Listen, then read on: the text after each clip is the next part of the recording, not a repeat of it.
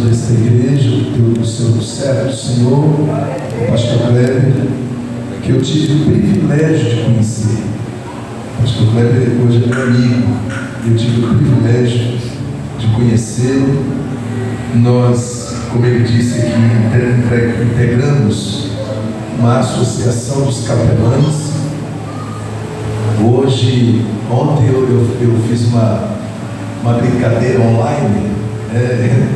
Eu disse assim, se tivesse as palminhas aqui era para a gente bater palma, mas não tinha as palminhas na hora que eu estava transmitindo o curso. E eu fiquei feliz porque o nosso canal ontem no YouTube bateu mais de 20 mil inscritos. E o canal do Instagram bateu mais de 10 mil inscritos. E hoje nós temos, pela misericórdia do Senhor, essa instituição ela já está em 8 países fora do Brasil.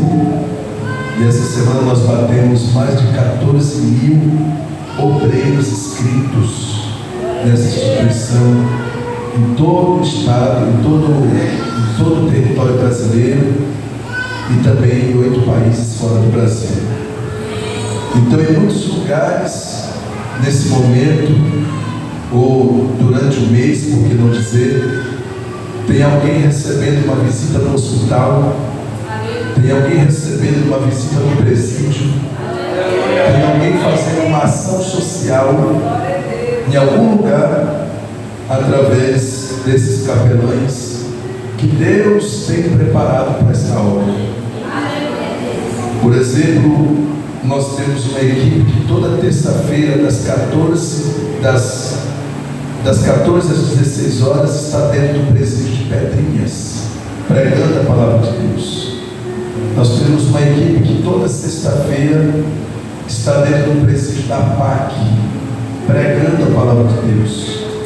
Nós temos uma equipe que todo sábado está dentro dos hospitais, pregando a palavra de Deus. Recentemente eu recebi um relatório de uma dessas equipes, que eles estiveram no hospital Socorrão 1, e naquele dia, no sábado à tarde, 42 almas aceitaram Jesus. Então, eu fico muito feliz.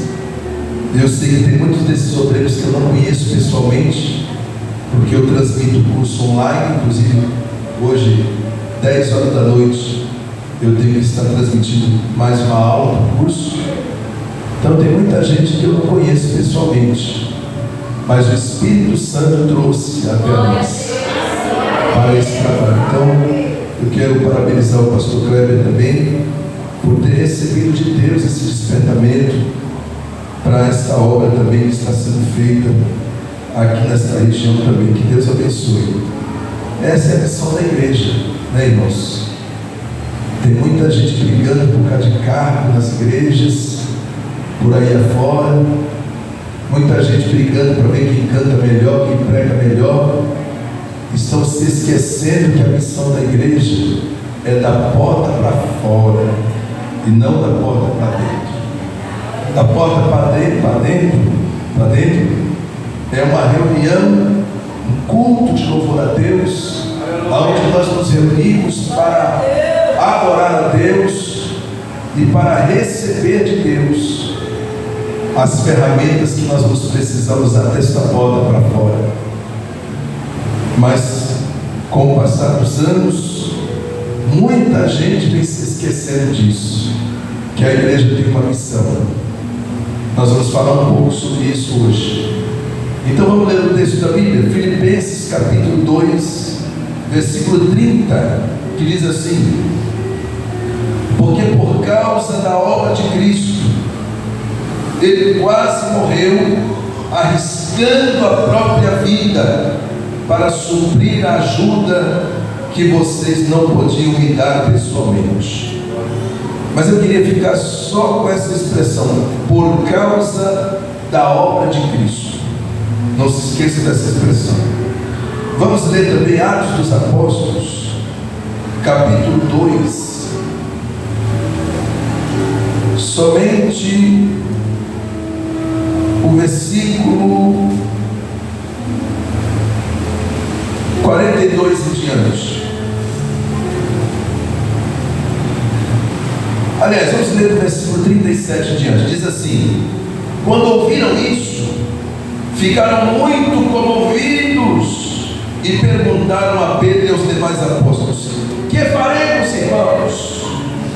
Pedro respondeu: arrependam-se e cada um de vocês sejam batizados em nome de Jesus Cristo para a remissão dos pecados, e vocês receberão o dom do Espírito Santo, porque a promessa é para vocês e para os seus filhos e para todos os que ainda estão longe, isto é, para todos aqueles que o Senhor nosso Deus chamar. Diga comigo: que o Senhor nosso Deus chamar.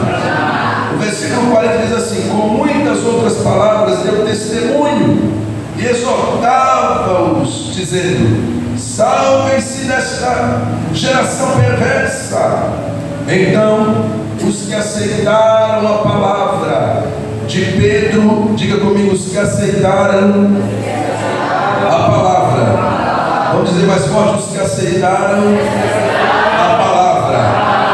A Bíblia diz assim: então os que aceitaram a palavra foram batizados, havendo um acréscimo naquele dia de quase 3.000 pessoas. O versículo 42: e perseveravam na doutrina dos apóstolos, e na comunhão, e no partir do pão, e das orações, e em cada alma havia temor, e muitos prodígios e sinais eram feitos por meio dos apóstolos. Todos os que criam estavam juntos e tinham tudo em comum. Vendiam as suas propriedades e bens e distribuíam o produto entre todos, à medida que alguém tinha necessidade. Diariamente perseveravam unânimes no templo. Diga comigo: no templo. Não, diga mais forte: no templo. A Bíblia diz: partiam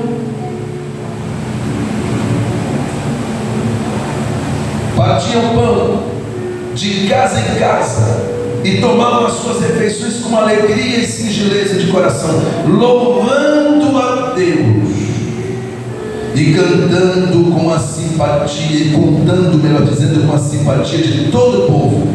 Enquanto isso, o Senhor lhe acrescentava dia a dia os que iam sendo salvos. Aleluia! Meus irmãos, aqui nesta palavra está as lições que eu diria ser mais importante, ou por que não dizer algumas lições mais importante para o crescimento da igreja. Se nós queremos cumprir a nossa missão, porque a igreja tem uma missão. Qual é a missão da igreja, pastor? Está em Joel 3,13: lançai a foice, porque está madura a seara. Qual é a missão da igreja? Está em Marcos 15:16, 16:15, que diz: ide por todo mundo, pregai o evangelho a toda criatura. Aquele que crê e for batizado será salvo, e aquele que não crê já está condenado, portanto não creu no unigênito Filho de Deus. Qual é a missão da igreja? É o que está em Mateus. Meus queridos irmãos, quando Jesus se reúne com os seus discípulos e dá a eles a responsabilidade e diz: ide por todo mundo, fazer discípulos, batizando-os em nome do Pai, do Filho e do Espírito Santo, e ensinando-os a guardar todas as coisas que eu vos tenho falado, e eis que estou convosco todos os dias, até a consumação dos séculos. Mateus capítulo 28, e o versículo 18, 19 e 20. Qual é a missão da igreja? O que está em Judas 1:23: e salvai alguns, arrancando-os do fogo. A igreja tem uma missão. A missão da igreja, meus queridos irmãos, em poucas palavras, a missão da igreja é tirar o pecador que está andando a passos largos para uma vida de condenação eterna. A missão da igreja é tirar o pecador do caminho aonde ele está trilhando em passos largos, rumo à condenação eterna, e trazê-las para o reino de luz. Esta é a principal missão da igreja. A Bíblia tem dois grandes propósitos, de Gênesis a Apocalipse. Qual é o primeiro propósito da Bíblia? É nos mostrar o plano da salvação de Deus para o homem. Aleluia. Esse é o grande propósito da Bíblia. É nos mostrar de Gênesis a Apocalipse. Toda a história bíblica que você lê tem uma grande intenção: fazer com que nós compreendamos o plano da salvação de Deus para a humanidade. Esse é o grande propósito da Bíblia. É nos mostrar o plano da salvação. E o outro grande propósito da Bíblia, meus queridos irmãos, é nos capacitar para cumprir a missão que Deus nos confiou. É a palavra de Deus que nos ensina, é a palavra de Deus que nos capacita a cumprir a missão que Deus nos confiou. Então, se nós queremos cumprir essa missão com excelência, se nós queremos dar frutos na obra do Senhor, se nós queremos, meus queridos irmãos, cumprir nosso chamado, nós temos na Bíblia Sagrada um modelo a seguir. Esse modelo está nos textos em que nós lemos aqui, quando eu me refiro à igreja primitiva. A igreja primitiva, meus queridos irmãos, é o principal modelo para a igreja de hoje. Pastor, eu queria me inspirar em alguém. Eu queria que a igreja que eu estou pastoreando, eu queria que os trabalhos que eu faço fossem inspirados em alguém. Em quem é que eu posso me espelhar? Se espelhe na igreja primitiva. Faça isso. Essa igreja, irmãos, ela é uma igreja tão poderosa que a primeira coisa que você vai encontrar no versículo 37 é que naquela igreja não se insistia para ninguém se converter a Cristo. Era o pecador que não podia chegar até onde estava tendo aquele culto, que ele se arrependia e ele pedia para confessar Jesus como seu Salvador. Está no texto bíblico. A Bíblia diz que quando eles ouviram a palavra de Deus, eles ficaram tão comovidos que eles perguntaram a Pedro e aos demais apóstolos: que faremos, irmãos? O que nós temos que fazer? E Pedro disse: arrependam-se. A igreja primitiva, ela tinha tanto poder da pregação do Evangelho, que o pecador não entrava num culto para sair do mesmo jeito. Teve um culto que aconteceu dentro de uma prisão. Paulo e Silas, quase à meia-noite, estavam cantando e orando ao Senhor. Sobreveio um tão grande terremoto. A Bíblia diz que as cadeias caíram ao chão, todas as portas se abriram. E de repente, o carcereiro, quando viu que os soldados estavam, que os prisioneiros estavam todos possivelmente em condições de escapar, a Bíblia diz que ele ia tirar sua própria vida. E Paulo deu um grito e disse: não faças tal coisa, cuide que ainda estamos aqui. E a Bíblia diz que aquele homem perguntou: o que eu preciso fazer para me salvar? E Paulo disse a ele: crer no Senhor Jesus e será salvo tu e a tua casa. Aleluia! É o poder da pregação do Evangelho, meus queridos irmãos. A igreja que quer crescer, o obreiro que quer dar fruto, você precisa ter a autoridade de Deus e buscar de Deus a unção do Espírito Santo, para que no abrir e fechar da sua boca o pecador seja tocado, o pecador se arrependa e confesse a Jesus como Salvador da sua alma. Aleluia, louvado seja Deus. Era tanta unção na igreja primitiva que eles pregavam, e uma só pregação de Pedro, a Bíblia diz que quase 3.000 pessoas se entregaram a Cristo. Nós não podemos entrar nesse ritmo desenfreado que este mundo está vivendo. onde as pessoas estão lutando para conquistar o seu espaço, se preocupando consigo mesmo, onde as pessoas estão disputando quem prega mais, quem canta mais, quem fala melhor, quem tem mais status, quem tem um cargo maior, quem tem mais posição, e estão se esquecendo, aleluia, que a pregação do Evangelho do Senhor Jesus é simples, e que não precisa de muita coisa. Você só precisa estar na presença de Deus e buscar a unção do Espírito Santo, aleluia. Você só precisa ter amor pelas almas. Se isso acontecer, a igreja cresce, os obreiros crescem, o ministério cresce, a obra de Deus cresce e o nome do Senhor é glorificado. Irmãos, eu não sou emocionalista e não vim aqui mexer com a emoção, nem com o ego de ninguém não, mas quando eu dobrei o meu joelho aqui, o Espírito Santo me deu uma visão, e eu via muita gente entrando por essas portas, eu via muitas almas sendo salvas neste lugar.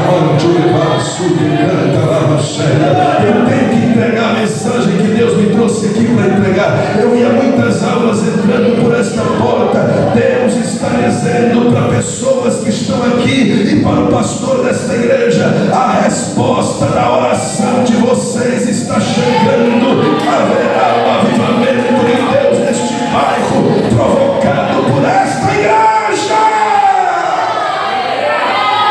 Aleluia! Glória a Deus! Glória a Deus! Então a igreja primitiva é uma igreja que é um modelo a ser seguido. A Bíblia diz que essa igreja tinha algumas características que eu quero apresentar aos irmãos. Primeira característica desta igreja, meus queridos irmãos, é que a Bíblia diz que eles perseveravam na doutrina dos apóstolos. Eu sempre digo isso, principalmente no curso que nós temos, que é o CPO, curso preparatório para obreiros. Eu nunca vi um desobediente prosperar, eu nunca vi um desobediente crescer, nunca vi. Essa igreja crescia, sabe por quê? A Bíblia diz que eles perseveravam na doutrina dos apóstolos. Nós estamos vivendo uma geração, um tempo de pessoas que não querem respeitar pastor, que não querem obedecer pastor. Alguns que levantam a voz e o nariz e dizem assim: na minha vida mando eu. Ah, o pastor quer que falecer, mas tem que ser do meu jeito, porque eu tenho experiência. Só que a igreja do Senhor Jesus, ela é direcionada aqui na terra pelo Espírito Santo. Glória. E o Espírito Santo, na sua obra maravilhosa, levanta e capacita pessoas e coloca na direção da igreja. E essas pessoas que Deus coloca na direção da igreja são pastores, que é o único membro da igreja que a Bíblia chama ele de anjo da igreja. Então pastor é para ser respeitado, pastor é para ser considerado, pastor é para ser cuidado pela igreja. Pastor é um homem de Deus que está na direção do trabalho e que recebe a orientação de Deus e passa para a igreja. Pastor é o profeta da igreja. Tem gente que deixa de ouvir um conselho do pastor para ouvir as pessoas lá fora. Mas Deus está nos ensinando aqui. Irmãos, os irmãos dizem assim para mim: pastor, toda vez que o senhor está pregando, o senhor fala do seu pastor, porque se eu não falar dele, eu vou falar de quem? Eu tenho um pastor que é o meu pastor presidente, que vai fazer agora em março do ano que vem 80 anos de idade. Ele tem 43 anos de ministério pastoral, tem 56 anos casado com a mesma mulher, vai fazer 80 anos de idade. Recentemente eu viajei para São Paulo, fiquei na casa dele, porque eu estou me referindo ao meu pai. É meu pai, meu pastor. Eu sou filho de pastor. Sou filho de pastor. A minha mãe tem quase 40 anos dirigindo o ciclo de oração. E eu fiquei 15 dias na casa dele agora, recentemente, quando eu fui em São Paulo. E ele todo dia dobra o joelho 3 horas da manhã para orar. Como é que eu não vou falar com um homem desse? Como é que eu não vou reverenciar um homem desse? Ele chegou agora na minha casa, passou 15 dias aqui comigo. Na hora dele ir embora, eu disse: pastor, o senhor não pode sair sem colocar a mão na minha cabeça. Peguei a mão dele, coloquei na minha cabeça. Me abençoe aqui em nome de Jesus. Aleluia. Eu vejo muita gente que não sabe o significado disso. Aí anda fazendo rodinha, falando mal do pastor. Ah, pastor, aqui nessa igreja não tem isso. Graças a Deus, vai por aí tem. Gente que fala mal do pastor, gente que fala mal da igreja, gente que fala mal disso, mal da igreja. Não cresce, desobediente não cresce. Agora, tem uma coisa: se você obedecer a Deus, obedecer a palavra de Deus, obedecer o conselho do seu pastor, você vai viver uma vida de crescimento e de prosperidade para a glória de Deus. Aquele povo crescia, aquele povo prosperava, sabe por quê? Porque a Bíblia diz que eles perseveravam na doutrina dos apóstolos. Hoje em dia, irmãos, nós estamos vivendo um tempo tão caótico que as pessoas saem de casa para ir para a igreja, elas não estão mais preocupadas em ouvir o ensinamento do pastor. Não! Eu vou para a igreja porque hoje é campanha, hoje vai ter vaso lá, hoje vai ter canela de fogo, hoje vai ter profeta, hoje vai ter um manto lá naquele lugar. Mas no dia que é o culto de ensinamento, hoje não tem manto, hoje é só o pastor que vai tirar o cajado e vai, então hoje eu não vou não, hoje eu vou ficar assistindo novela em casa. Mas tem gente por aí assim, aqui não tem, mas por aí tem. Vou ficar em casa assistindo novela, porque hoje não tem manto, hoje não tem mistério. Agora, quando você põe assim, hoje a campanha da chave da vitória. Eita Jesus, hoje eu tenho que chegar cedo, que hoje é o dia da chave da vitória. A maior chave de vitória que nós temos, irmãos, é quando nós obedecemos a palavra de Deus. É quando nós sentamos para ouvir o nosso pastor. Aleluia, aleluia. Nós tivemos uma semana de festa na igreja ali do Barra, e eu coloquei o pastor presidente com quase 80 anos de idade para pregar a festa no dia que tinha mais gente na festa. E o pastor pregou sobre as 7 cartas, as 7 igrejas da Ásia. E ele disse: olha como é que estavam essas igrejas que Deus reprovou. E o interessante é que a carta não foi para a igreja, a carta foi para o pastor. A carta está falando, se você for ler as cartas da igreja as igrejas da Ásia, elas estavam falando dos problemas que estavam acontecendo na igreja, mas a carta não foi direcionada à igreja, a carta foi direcionada ao pastor. Aí o pastor, com quase 80 anos de idade, doutrinando a igreja todinha e dizendo para vocês: sabe o que Deus estava querendo dizer para aquelas igrejas? Será que vocês não estão vendo o jeito que está a igreja? Vocês pastores, vocês obreiros, será que vocês não estão vendo como que está a igreja nesses últimos dias? Porque era isso que Deus estava dizendo para aquelas igrejas. A carta direcionada ao pastor está lá, ao anjo da igreja de Laodiceia, ao anjo da igreja de Filadélfia, ao anjo da igreja de Esmirna. A carta foi direcionada ao pastor da igreja, como quem diz assim: meu servo, vocês não estão vendo como está a minha igreja? Irmão, no outro dia tinha gente bem surda, porque o pastor deu uma palavra firme no dia do culto de festa.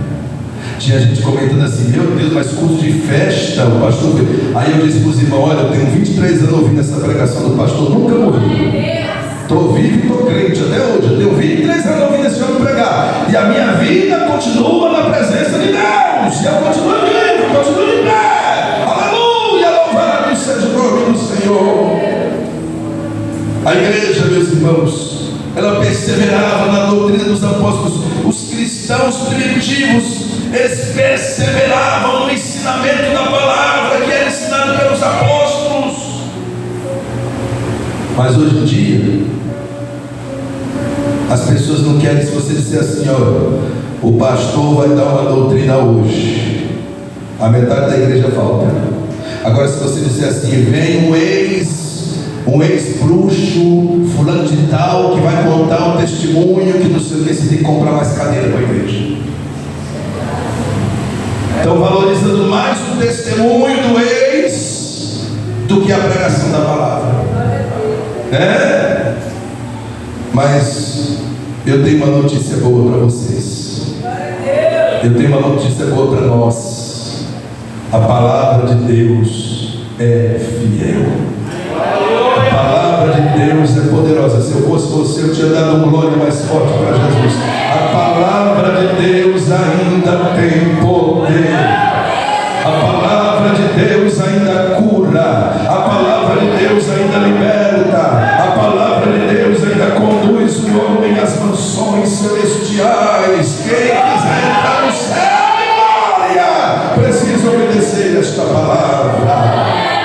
A palavra de Deus é tão poderosa, irmãos, que quando eu estava lendo alguns livros, eu percebi a concepção de homens célebres da história com relação à palavra de Deus. Por exemplo, tem um homem chamado J.J. Roosevelt, era um filósofo francês. Ele dizia assim: a majestade da Bíblia abisma, me abisma e fala ao meu coração. Napoleão Bonaparte, ex-imperador, ele dizia sempre assim: a Bíblia não é simplesmente um livro, é uma força viva. Gabriela Mistral, poetisa chilena, ela escreveu dizendo assim: eu não sei como alguém consegue viver sem a leitura da Bíblia Sagrada. Goethe, que era um dramaturgo alemão, ele dizia assim: é a fé na Bíblia que me serve de guia. Sarmiento, ex-presidente argentino, ele dizia assim: a leitura da Bíblia lançou os fundamentos da educação popular, transformando a face dos países que a possuem. Abraham Lincoln era um estadista norte-americano, ele dizia assim: leia a Bíblia, tirai dela tudo o que for possível pelo raciocínio e pela fé, vivereis e morrereis um homem melhor. Moody é morador sacro, ele escreveu dizendo assim: ou o pecado me fará evitar este livro, ou este livro me fará evitar o pecado.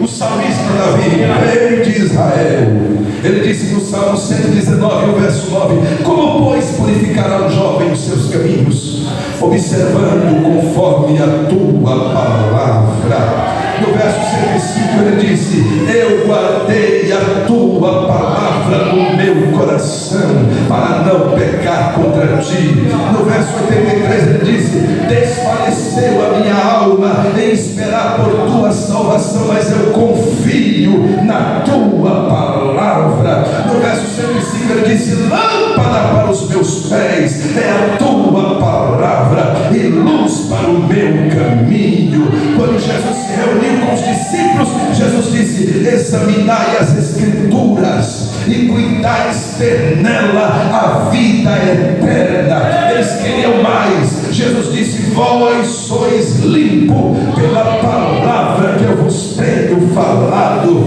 Esta palavra é tão poderosa que quando lá em Josué capítulo 1 já havia as tábuas da lei, Josué estava preocupado. Deus disse para ele: eu vou te revelar um segredo, medita nesta lei de dia e de noite, e tenhais o cuidado de fazer tudo conforme está escrito nesta lei, então fará prosperar os teus caminhos e prudentemente te conduzirá por onde quer que andares. Você não já leu o Salmo 1?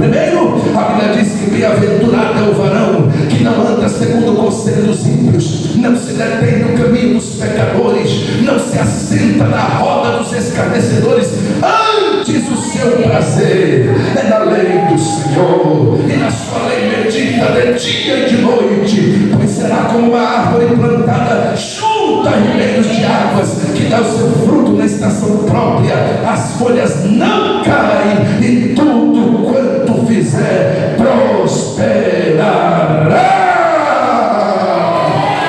O que prospera o crente não é jogar na Mega Sena, nem na Telecena. O que prospera o crente não é jogar em roleta russa. O que prospera o crente não é jogo de bicho. O que prospera o crente é a obediência à palavra de Deus. porta se abre. Quando você obedece, o milagre acontece. Quando você obedece, Deus te usa. Quando você obedece, Deus te capacita. Quando você obedece, Deus te abençoa. Quando você obedece, Deus te dá vitória. Quando você obedece, Deus te cura. Ah, pastor, eu quero ser curado desta enfermidade. A palavra de Deus, obedece ela, que a vitória chega na sua vida. Bendito seja Deus. Oh, eu estou sentindo a presença dele aqui. Aleluia.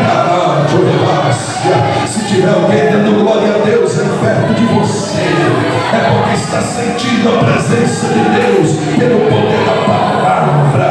Aleluia, louvado seja Deus. Tem muito movimento por aí acontecendo quando tem alguém cantando, é gente pulando, é gente rodopiando. Isso é muito bom, irmãos, eu também gosto disso. Mas coisa boa é você ver movimento gerado pelo poder da palavra. Foi isso que Abacuque disse: Senhor, eu ouvi a tua palavra e temi. Aviva, ó Senhor, a tua obra no meio dos anos. Oh glória, Deus te trouxe aqui nesta noite para dizer para você, através da minha palavra, eu estou avivando a obra na sua vida. Eu estou avivando a obra do seu ministério. Se eu fosse você, eu dava glória do tamanho da sua vitória, porque Deus está dizendo: eu estou avivando a minha obra.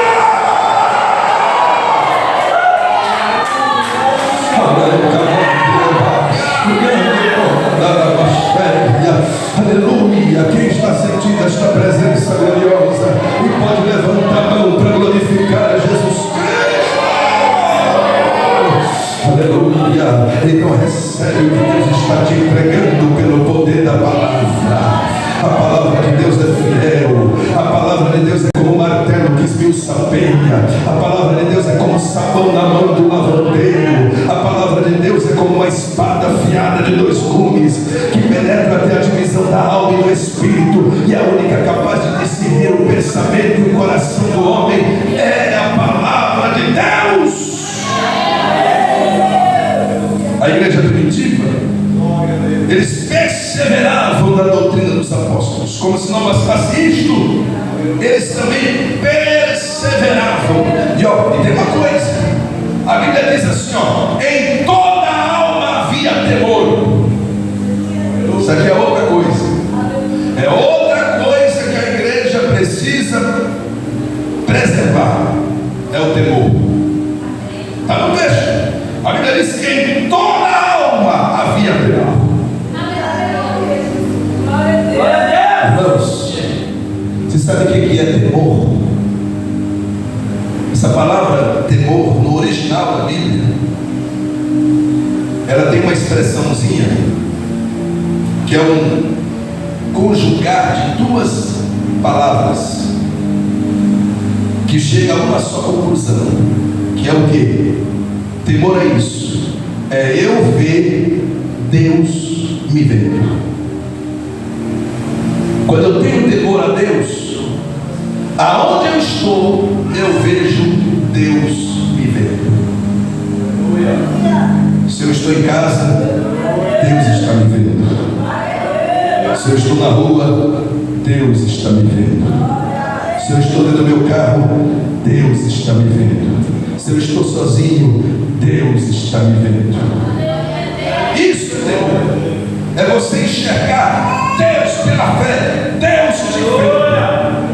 Isso é temor. É eu ver Deus me vendo. Aleluia. A Bíblia diz que em toda a alma havia temor. Hoje, se a gente não tiver cuidado, está difícil até para convidar alguém para pregar na igreja, porque você não sabe. Isso aqui é uma reunião de obreiros, não estou falando. Você não sabe. Ah, pastor, olha, eu conheci um pregador que é uma bênção, não sei o que, não sei o que, não sei o que. Posso trazer aqui? Eu digo assim, irmão, manda o telefone desse pregador. Deixa eu ligar para ele. Eu saber quem é o pastor dele, onde ele congrega. Vou pedir para ele o telefone do pastor dele. Porque tem muita gente aí que perdeu o temor. A pessoa erra, apronta, e quando no outro dia faz que nada está acontecendo, como se nada tivesse acontecido, porque perdeu o temor. Irmãos, terrível coisa é quando alguém perde o temor. Foi isso que aconteceu com Davi. A Bíblia diz que um dia Davi estava lá no palácio. Era o tempo que os reis saíam à peleja. Está lá em 2 Samuel capítulo 11. O tempo que os reis saíam à peleja. Davi não foi à peleja. Quando você não está envolvido naquilo que Deus te colocou, você se torna uma presa fácil para o adversário. Quando você cruza os braços, quando você não quer cumprir seu chamado, quando você não está onde Deus quer que você esteja, você se torna uma presa fácil para o adversário. Davi não foi à peleja, ficou no palácio. Ele andando no terraço, ele enxergou uma mulher que estava se banhando. Sabe o que ele fez? A Bíblia diz que ele mandou chamar um soldado, chamou um soldado e perguntou acerca daquela mulher. Quando ele pergunta acerca daquela mulher, ele está dando legalidade ao diabo. A palavra legalidade é direito de. O inimigo encontrou direito de agir. Ele lhe deu espaço. Se você fosse entrevistar o adversário, ele ia dizer: foi Davi que abriu a porta para mim entrar. Ele lhe deu direito. Ele perguntou acerca, se interessou por aquilo que não era seu, por aquilo que ele não podia possuir. A falta de temor é perigoso, porque com o pecado não se brinca. Pecado machuca, pecado fere, pecado mata. Ele se interessou, chamou e perguntou acerca daquela mulher. O rapaz ainda avisou, disse para ele: essa aí é a esposa de Urias. Como que diz assim? Essa aí é a esposa do homem que está na guerra dando a vida por você.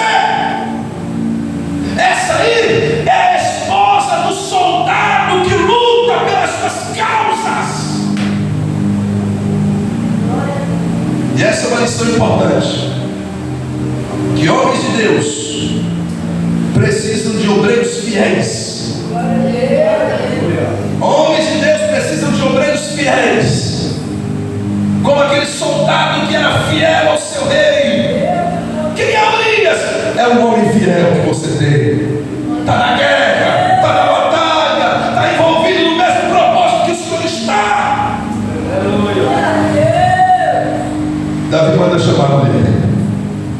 Quando ele manda chamar a mulher, o pecado que nasceu na mente já desceu para o coração.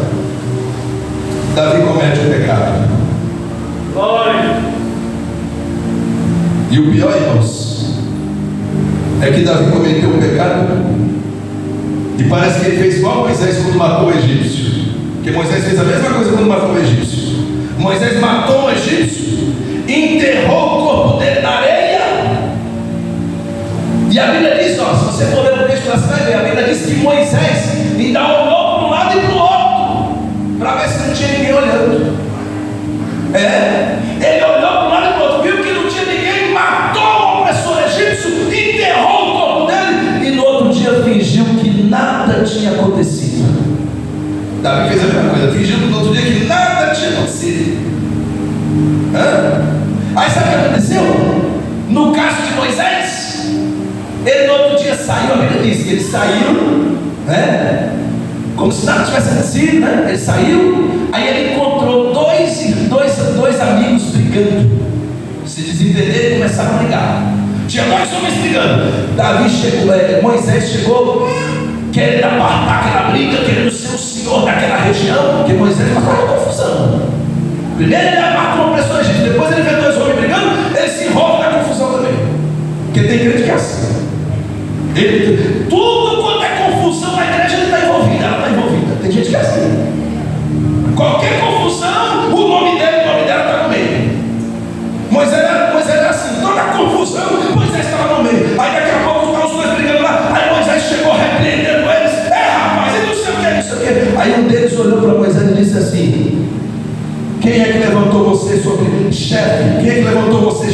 sobre nós?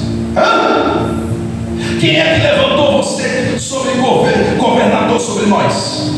Você está pensando que eu não sei o que você fez com o opressor egípcio? Moisés se assustou. Ixi, descobriu. Sabe por quê, irmão? Porque a Bíblia diz que não há pecado coberto que não seja revelado. Aleluia. Davi fez com que nada tivesse acontecido.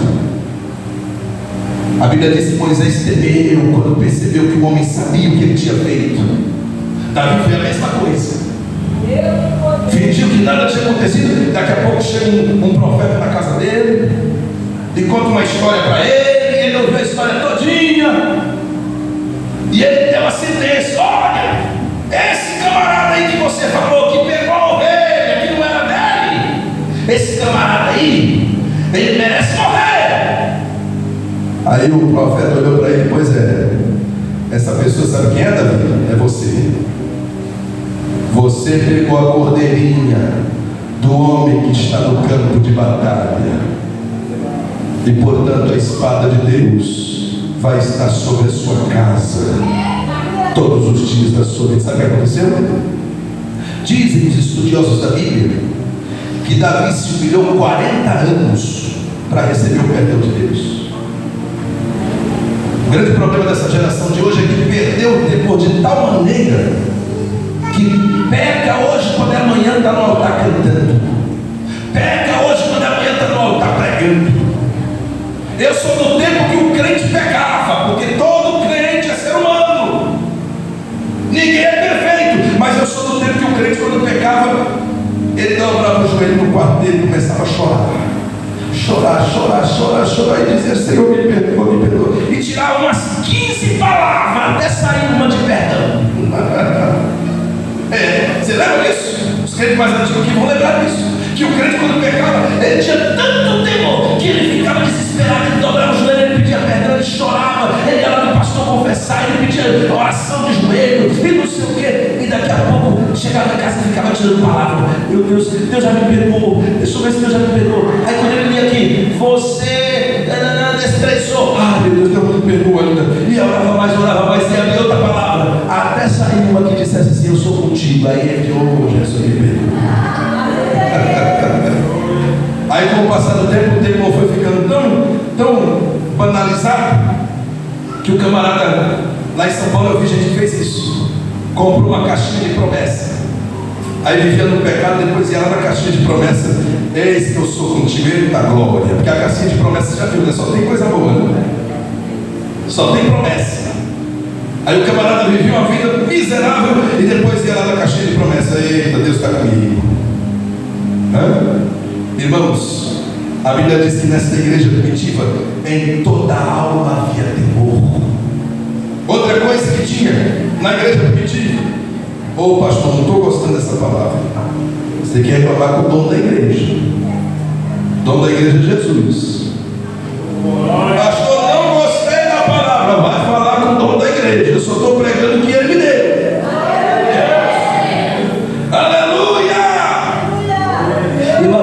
Eu passei mais de 10 anos como itinerante, viajando o Brasil, preguei em quase todas as capitais do Brasil. Só o Maranhão, eu viajei mais de 157 municípios pregando. Conheço o Maranhão com a palma da minha mão. Eu prego aqui no Maranhão há mais de 15 anos.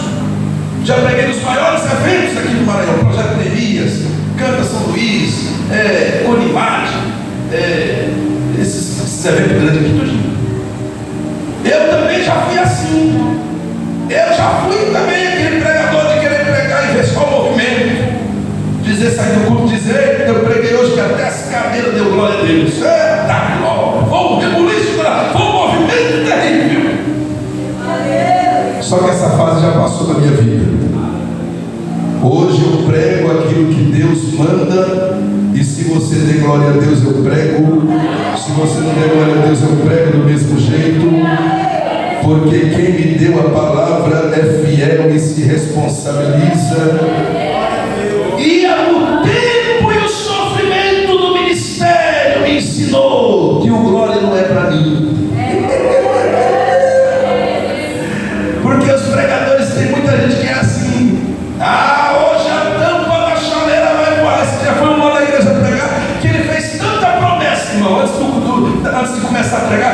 assim, meu Deus, essa igreja vai ser arrebatada hoje. Quem fez tanta promessa, irmão, se prepara que hoje a tampa na chaleira vai voar. Irmão, se prepara que hoje tem sapato de fogo para todo mundo. Eu estou com um negócio aqui na minha boca para falar hoje que vai tremer tudo esse lugar. Eu disse, meu Deus, fazia tempo que eu não vi um negócio desse. Eu vou ficar aqui para ver. Irmão, pregou, e suou igual cuscuz no fogo. E não aconteceu nada. Sabe por quê, irmão? Porque o dono da obra é Jesus. O dono da obra é Jesus. Ele opera como Ele quer, do jeito que Ele quer. A obra é dele, a glória é para Ele, o aleluia é para Ele, a adoração é para Ele. Aleluia. Nós não temos que nos preocupar, irmãos. Quando você for pregar em algum lugar, não se preocupe com o que vai acontecer lá, não. Sabe o que você tem que fazer? É só colocar lenha. Vai só colocando a lenha, vai adorando, vai dando glória a Deus, vai dando aleluia. Porque se você colocar a lenha, o dono do fogo se responsabiliza pelo fogo. Aleluia! Hoje tem gente que quer ir para o culto e diz assim, vou lá para o culto, já vou levar a lenha e já vou levar o fogo. Não, não precisa. Salomão não levou fogo não, ele levou só o sacrifício. A Bíblia diz que ele preparou lá todo o sacrifício, todas as suas ofertas. Daqui a pouco a Bíblia diz que Deus derramou fogo do céu e consumiu o holocausto e o sacrifício, e a casa foi cheia da glória de Deus. E era tanta glória que quem estava dentro não conseguia sair, e quem estava fora não conseguia entrar. Louvado seja Deus! O fogo arderá continuamente sobre o altar e não se apagará. E quem acende é Deus. Aleluia, eu estou sentindo a presença dele aqui. Mas eu quero finalizar a minha participação e dizer que na igreja primitiva eles tinham outra ferramenta poderosa. Sabe o que era? A Bíblia diz aqui, que eles perseveravam na comunhão e no partir do pão. Já estou terminando, viu, pastor? Cada horário. Sabe por quê? Porque é isso que Deus está querendo da igreja. É isso que Deus quer de nós, obreiros da casa do Senhor. É que nós estejamos unidos. Comunhão. Comunhão é participar da vida uns dos outros. Sabe o que é comunhão? Comunhão é o ato de comungar, de compartilhar as mesmas ideias, os mesmos propósitos. E eles, além de ter essa comunhão, eles eram unidos, eles perseveravam na comunhão e no partir do pão. Que é outra coisa que Deus se agrada muito. É quando você é hospitaleiro, hospedeiro. Sabia disso? Deus se agrada quando você é hospitaleiro. Uma vez eu estava em São Paulo, na casa de um pastor, que ele me chamou para mim comer uma feijoada com ele. Aí eu fui comer uma feijoada com ele. E ele é daquela pessoa que quando... É meu amigo, estou falando mal dele, porque eu nem vou citar o nome, só estou contando a experiência. Ele, quando dá meio-dia em ponto, ele ora o Pai Nosso. E depois faz uma oração agradecendo a Deus pelo alimento. E todo mundo tem que comer sentado na mesa. Isso é todo dia na casa dele. A família toda foi criada assim, aprendendo que tem que comer todo mundo junto na mesa. Aí ele fez um panelão, irmão, de feijoada. Eu disse, meu Deus, você fez feijoada por uns 3 dias. Irmão, quando ele levantou a mão para orar o Pai Nosso, a filha entrou com ele e disse, papai, tem 2 irmãos chamando ele na porta, no portão. Ele disse, tampa as panelas, tampa as panelas. Isso é hora de chegar na casa do surdo. Tampa as panelas. Misericórdia, o sangue de Jesus vem por ele. Isso é hora. Esse povo só chega mentira na casa do surdo. Mandou tampar todas as panelas. fiquei olhando e disse: meu Deus, esse filme vai comer essa feijoada todinha. Meu Deus, irmão, tem crente que é assim. Tem crente que não sabe o que é dar um pedaço de pão para ninguém. Mas diz que tem amor. Não, porque Deus colocou a mão no meu coração. Mas quando chega alguém na porta, tampou as panelas e sobe quando os irmãos foram embora. E eu comecei até a orar para os irmãos ir embora. Eu disse: meu Deus, eu quero começar a feijoada. A feijoada está esfriando. Jesus deve se fez ir embora. Porque não vai haver poder quando os outros foram embora. Irmão. A Bíblia diz que esta igreja, eles eram unidos, eles tinham comunhão, eles perseveravam na comunhão, no partir do pão. E outra coisa, eles perseveravam na oração. Está no texto. Os cristãos primitivos, eles perseveravam nas orações. E a palavra perseverança nesse texto é o ato de persistir na busca daquilo que nós almejamos. Perseverança é sinônimo de consistência, de firmeza e de persistência. Deus te trouxe aqui neste culto para dizer para você: você não pode desistir tão fácil. Que hoje nós estamos vivendo uma geração que basta vir o primeiro vendaval. Não vou mais para a igreja, não. Vou falar para o pastor que eu não quero mais esse carro, vou entregar o carro. Irmão, hoje não está fácil, não. Não está fácil para o pastor hoje, não, porque basta vir o primeiro velho. Aí chega aquele obreiro que ele confia tanto, que ele gosta tanto, que ele atribuiu responsabilidades. Aí o obreiro chega para ele: pastor, eu vou entregar o carro, só vou ficar esse mês, viu? Só até o final do mês. Está errado. Pastor, eu sei, pastor, eu estou assim, sabe? O senhor não quer pôr outra pessoa no meu lugar? Está assim, irmão. Hoje as pessoas basta vir o primeiro vendaval. Não vou mais para a igreja, não quero mais cantar. Tem umas que vem, mas diz assim: não quero mais cantar. Pastor, deixa eu aqui no meu cantinho mesmo. Aí começa: pastor, não, pastor, estou com a garganta ruim. Estou com a garganta ruim. A garganta está ruim todo dia, porque não quer cantar. Porque não quer cantar. Lá em São Paulo teve um que chegou para mim no púlpito, sentou. Eu pastorei lá em São Paulo 14 anos. Ele sentou do meu lado lá no púlpito. Disse para mim assim: pastor, a partir de hoje não tem mais oportunidade para mim, viu? Eu disse: por quê? Pastor, porque eu já estou com 33 anos, não casei ainda, todo mundo casou, eu não casei ainda. Pois agora eu só vou pregar, só vou cantar quando Deus me der minha esposa. Eu disse: você está com esse crédito todo lá no céu? Você tem lá no banco do céu, você depositou tanto assim. Você está encostando Deus na parede. Porque tem gente que é assim: pastor, eu não quero cantar mais enquanto Deus me der meu esposo. Cuidado. É mais fácil ele dar o seu esposo você cantando do que ele dar o seu esposo você parado. Sabe por quê? Porque quando Deus enviou um anjo para falar com Gideão, ele não estava parado. A Bíblia diz que ele estava malhando trigo no lagar.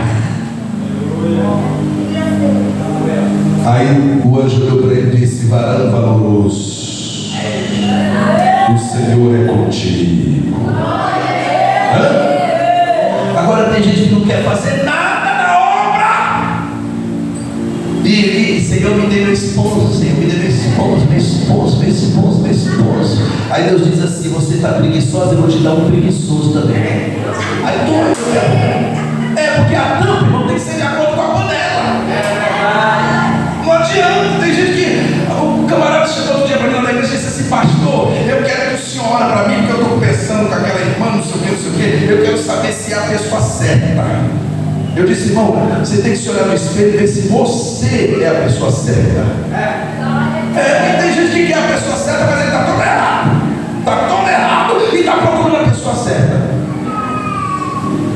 Outro dia o irmão chegou para mim lá, pastor, ele é pernambucano, ele veio com, pastor, tem dia que me dá uma vontade de pegar essa mulher pro pescoço, pastor. Eu olhei para ele e disse, meu irmão, te ajeita, meu irmão, Deus te deu a tampa igualzinha a panela, viu? A tampa está de acordo com a panela, rapaz, te olha no espelho. Um dia chegou uma mulher lá em São Paulo, presbítero da igreja. Pastor, porque eu estou vivendo uma situação com a minha mulher, que a mulher é isso, que a mulher é aquilo, que a mulher não sei o que, falou tanta coisa, eu disse, chame ela. Quando sentou para conversar, a mulher disse assim, pastor, eu já sei que ele falou de mim, agora eu quero falar dele.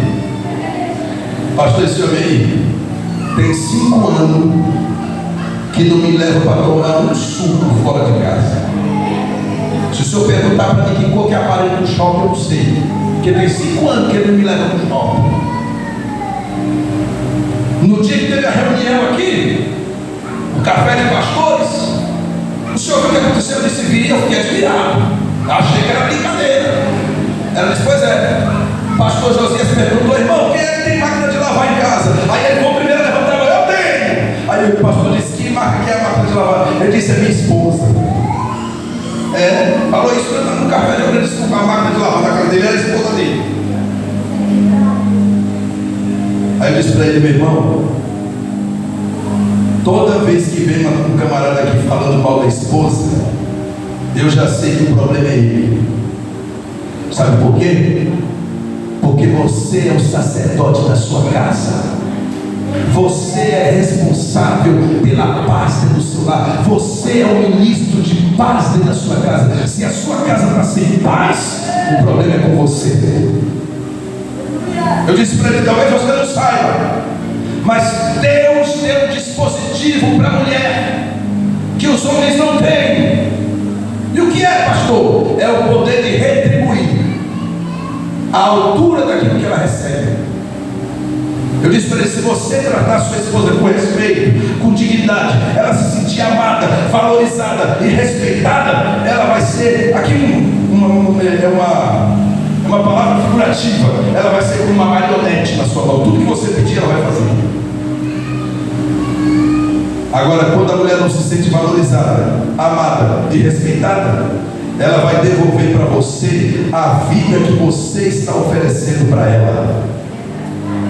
Te ajeite, rapaz. Aí ele sai de lá com os bombardeiros. Pastor, eu disse, irmãos,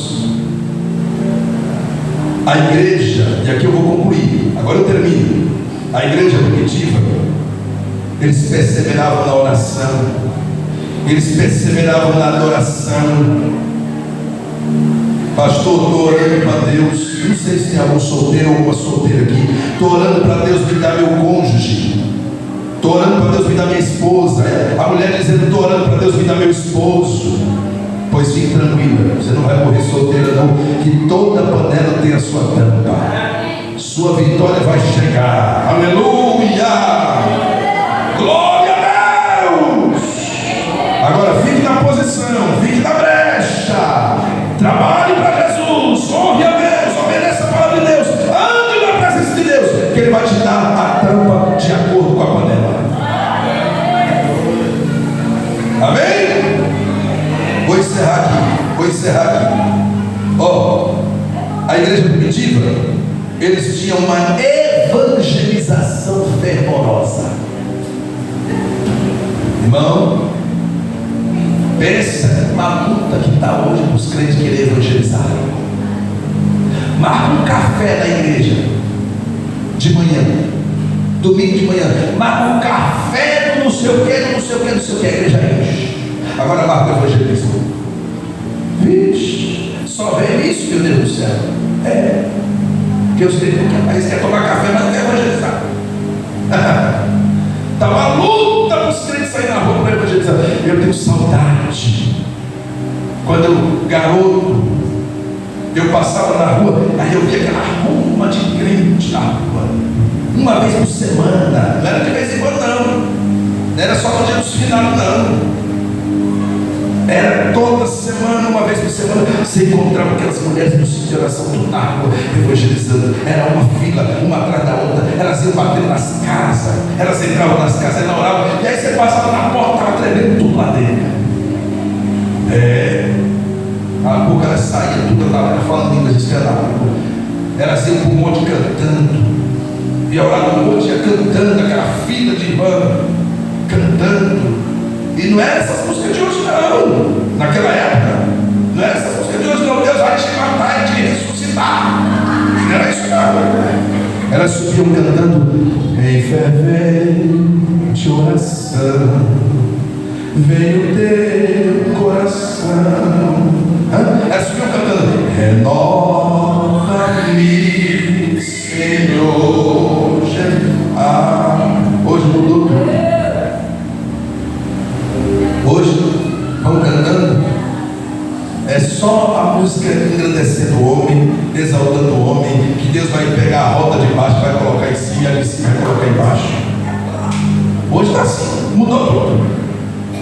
Mudou tudo, e nos princípios está tudo mudado.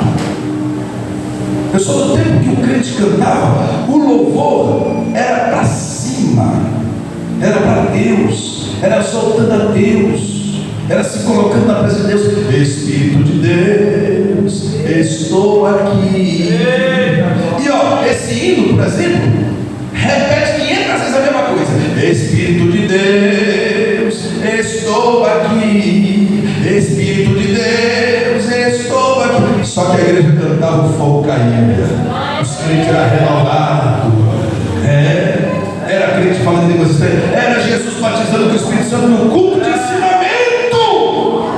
Crianças eram batizadas com o Espírito Santo no culto de ensinamento. Hoje, o pregador prega, soa a camisa, e coisa, e ora, e jejuma, e consagra. Cadê? Porque mudou tudo. O louvor não é mais assim, é assim. O tempo vai passando e as pessoas vão esquecendo-se de conservar os bons princípios que a igreja sempre teve. Meus irmãos, eu finalizo a minha palavra dizendo o seguinte: da mesma forma que a igreja primitiva cresceu, da mesma forma que Deus usou aqueles apóstolos, Deus nos trouxe aqui esta noite para dizer que esta obra vai crescer. E que o Deus daqueles apóstolos também é o seu Deus, também é o meu Deus, também é o nosso Deus. E que o Deus que fazia milagre naquele tempo ainda faz milagre hoje. Aleluia, louvado seja o nome do Senhor. Eu fui criado numa igrejinha pequenininha de madeira, mas quantas pessoas eu vi curadas de AIDS naquele lugar, quantas pessoas eu vi curadas de câncer naquele lugar. Um dia eu estava num culto e entrou um camarada alto com um chapéu de cowboy na cabeça, sentou nas primeiras cadeiras, e daqui a pouco ele tirou uma faca pequenininha assim da cintura, e uma criança foi perto dele, pegou a faca e saiu brincando com a faca na mão. A mãe correu lá e disse: meu filho, devolve essa faca. Aí pegou a faca e devolveu para o homem novamente. Aí ele se irritou com aquilo ali, levantou a barra da calça e tirou uma peixeira desse tamanho, e levantou e foi para cima do pastor e colocou a peixeira no peito do pastor e disse: você sabe quantos eu já matei? Quando ele terminou de falar, metade da igreja estava lá na rua correndo. Todo mundo sabia a fama dele e sabia que ele matava mesmo. O homem já tinha vários homicídios. Ele empurrou a faca no peito do pastor, encostou aqui e disse: você sabe quantos eu já matei? O pastor olhou para ele e disse: eu sei que o diabo veio para matar, roubar e destruir, mas eu te repreendo, Satanás, em nome de Jesus. Quando o pastor falou isso, o homem começou a tremer, caiu no chão, levantou correndo, saiu, soltou a faca e saiu correndo de dentro da igreja. E não matou ninguém. Isso foi com meu pai que aconteceu. Eu me lembro do dia que meu pai estava no ponto de ônibus, 4h30 da manhã. Ele foi confeiteiro, trabalhou em padaria quase 30 anos. E ele estava 4h30 da manhã, ele sempre pegava o primeiro ônibus, que passava 4h20 da manhã no ponto de ônibus. Um ladrão chegou, apontou a arma e disse para ele: põe o seu relógio e sua carteira no chão, que é um assalto. E eu e meus irmãos eram ajudantes dele na padaria. A gente levantava cedo junto com ele. O ladrão apontou e disse: põe sua carteira no chão e seu relógio no chão, tem uma salva. Ele olhou para o ladrão e falou: o sangue de Jesus tem poder, eu te repreendo em nome de Jesus. O homem ficou igual uma estátua, até a hora que eu nos vi. Ele entrou no ônibus, foi embora e o homem ficou parado assim no ponto, endurecido, igual uma estátua. Um dia ele vinha da igreja, o Espírito Santo falou para ele: ó, lá na frente, naquele escuro lá, tem um camaradinho pelado no meio da rua. Eu estava vendo isso, ele vinha conversando, falando sozinho, conversando com Deus. E aí o Espírito Santo disse para ele: aquele homem quer te assaltar, está esperando você passar para te assaltar. Ele disse: então eu vou voltar e vou por outro caminho. O Espírito Santo disse: não, vai por aqui. Vai por aqui que eu vou fazer uma obra. Quando ele foi chegando perto, o homem veio no meio da rua, olhou para ele e disse: o senhor é crente? Ele disse: sou. O homem levantou assim, mostrou a arma para ele e disse: ó, eu ia te assaltar agora. Eu só não vou te assaltar porque o senhor tem um brilho diferente do seu rosto. Eu vejo um brilho no seu rosto, eu não sei o que é isso. Ele disse aqui: a presença do Espírito Santo de Deus que está sobre a minha vida. Você também pode ter essa presença. Aí o homem saiu correndo. Quando ele estava lá na frente, ele virou para trás e disse: eu não quero não, mas o Senhor cuide para nunca perder esse brilho que o Senhor tem. Louvado seja Deus. Deus vai usar você. Deus vai usar você mais do que já tem usado.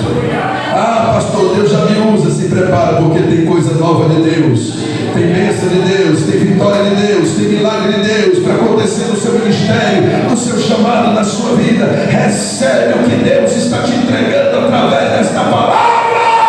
Aplauda Jesus bem forte. Bendito seja Deus. Deus abençoe. Glória a Deus, irmãos. Esse Deus não é gente, né, irmão? Esse Deus não é gente. Deus descasca, bota de novo a casca e descasca novamente. Porque Deus não é gente, irmão. Se Deus fosse gente, como é que seria? Eu louvo a Deus pela vida do pastor Alex Martins, que tem ajudado muito também no meu ministério, e tem ajudado também muitos obreiros a crescer, a realmente poder desenvolver no ministério a qual Deus tem na vida de cada um. Não é à toa que dia 14, alguns dos irmãos que aqui estão vão estar fazendo esse curso, dia 14 de outubro, vão estar fazendo esse curso de capelania, aperfeiçoando, irmão, o seu chamado, o seu ministério. É como eu digo para os irmãos aqui: invista no seu ministério, invista em você. Se você não investir em você, irmão, quem é que vai investir? Né? E eu digo muito aqui, pastor Alex, o líder que cresce sozinho, há algo errado. Porque o líder ele tem que crescer juntamente com o seu liderado, irmãos. Né? Um líder ele não pode crescer sozinho. Ele tem que crescer juntamente com os seus liderados, irmãos. Entendeu? E esse é um desejo do meu coração. É que todos que compõem esse ministério cresçam também, irmãos. Eu não quero só para mim, eu quero é para todos o crescimento espiritual. Tá? E o pastor Alex Martins ele está nos proporcionando isso, irmão, para dar crescimento para os obreiros aqui de dentro da casa do Senhor. Que é o desejo do meu coração, realizar cursos de obreiros, curso de teologia, nem que seja o básico, mas para aperfeiçoar o ministério de cada um nessa noite, em nome de Jesus Cristo, irmão. Vamos colocar em pé, vamos estar orando, encerrando o trabalho em nome de Jesus Cristo. Que Deus venha abençoar cada um de vocês, cada um que veio, cada um que participou, cada um que se fez presente aqui. Meu amigo Simeão. Quem? Lene? Eu ouvi alguém falar Lene aí? Não, mas Será que é exposição? Glória a Deus, que Deus abençoe a nossa irmã Jane Cabral, também Luiz, a irmã Jaque. Ele disse que só